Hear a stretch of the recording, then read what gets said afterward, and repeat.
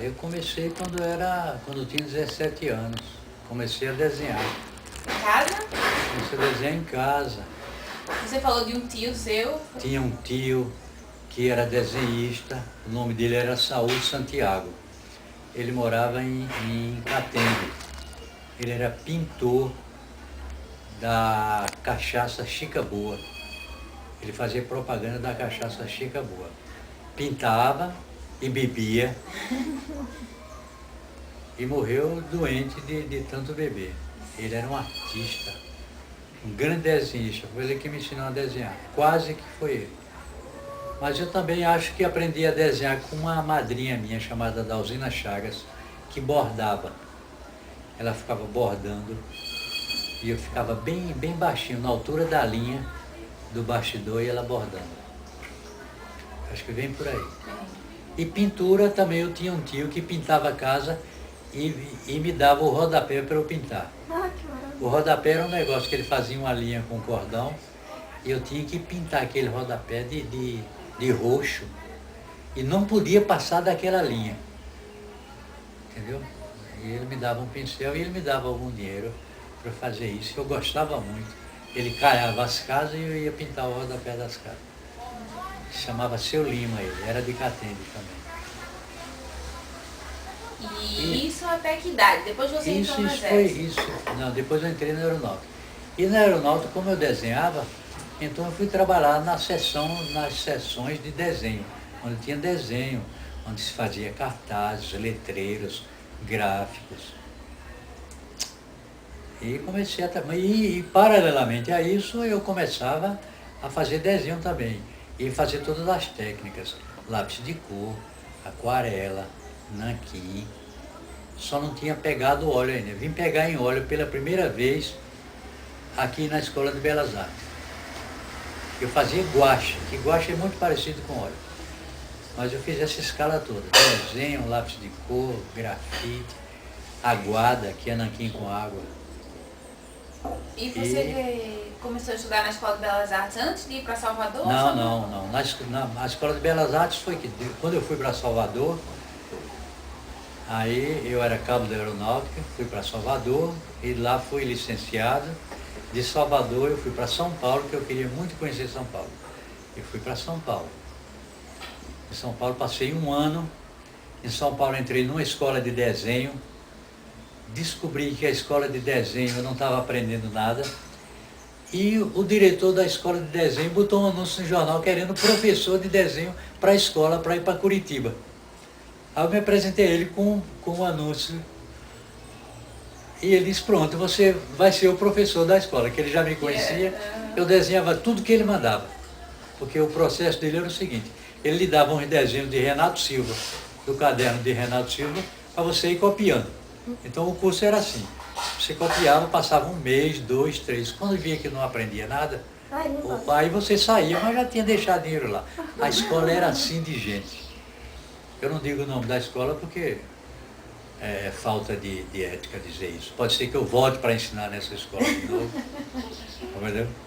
Mas veja, antes de São Paulo, na Bahia, você estudou com Hansen Bahia? Não estudei com Hansen Bahia, não. Eu conhecia Hansen Bahia, eu ouvia falar em Hansen Bahia.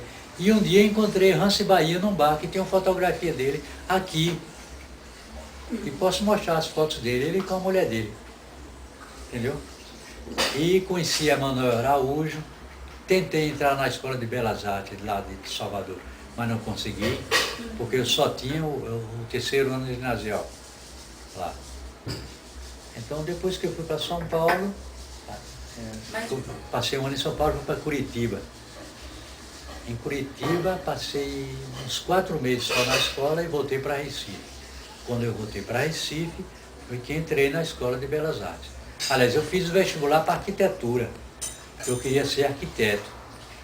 Era muito bom ser arquiteto, era bonito, tinha umas moças muito bonitas na arquitetura. Depois disseram assim, se você não passar em arquitetura, você pode estar na Escola de Belas Artes como segunda opção. Aí eu fiquei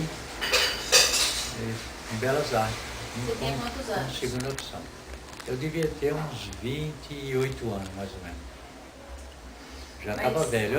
Eu estava tão velho que não fizeram trote comigo, porque achavam que eu não era aluno, que eu não era calouro. Não rasparam minha cabeça, não fizeram. Eu entrava na escola e saía e ninguém dizia nada. E em Salvador você fez gravura? A pergunta está sendo gravada? Tá. É? Fez ou não? Em Salvador eu fiz gravura também. E com quem você fez gravura? Como foi que você fez? Aprendi a fazer gravura em Salvador. Olha, eu não sei, eu acho que foi por causa do Emanuel Araújo, porque eu já desenhava muito, eu já desenhava tudo, entendeu? Ah, sim, em Salvador, quando eu saí da aeronáutica, fui trabalhar em Mesbla como desenhista publicitário de Mesbla. Eu já ia me esquecendo de dizer isso. Eu ia perguntar de onde vinha a publicidade, o design. E tinha anúncios, eu tenho anúncios aqui feitos em Mesbla, publicado em Mesbla, que é ruim de achar mesmo. Mas quando eu fui para Mesbla, quando eu fui fazer o teste, teve um anúncio jornal pedindo desenho de publicitário. Publicidade naquela época não tinha computador não. O desenho era feito na prancheta, o texto era feito na prancheta, ou era feito na tipografia e colado junto com o desenho.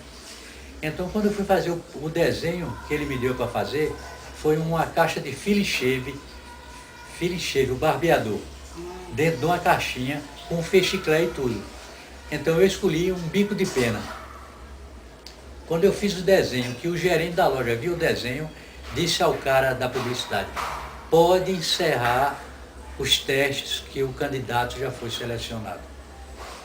Já a vaga foi preenchida. Eu até hoje fico danado porque eu não guardei esse desenho. Era um aparelho de barbear Philips Shave, assim, fora da caixa, com a caixa, e eu fiz um bico de pena que parecia uma fotografia. Aliás, era melhor do que fotografia, porque tinha um negócio de retícula e de traço, em clichê.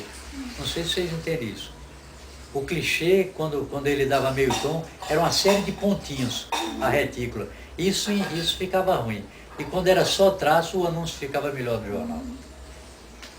Então, tem essa técnica de... Eu fiz publicidade, fiz anúncios e tal. Entendeu? Mas a gravura você fazia sozinho em casa? A gravura, quando eu comecei a desenhar, a fazer tudo quanto era de desenho, aí eu parti para a gravura. Aí peguei uns pedacinhos de compensado e comecei a fazer gravura. Ia para a rua, desenhava aqueles casarios antigos de Salvador e depois passava para madeira com carbono e depois ia... Eram uns entalhes que você faz aqui. Era como se fosse uma reprodução de um desenho na madeira, entendeu? Mas que você via que era xilogravura, tinha toda aquela coisinha gostosa da xilogravura.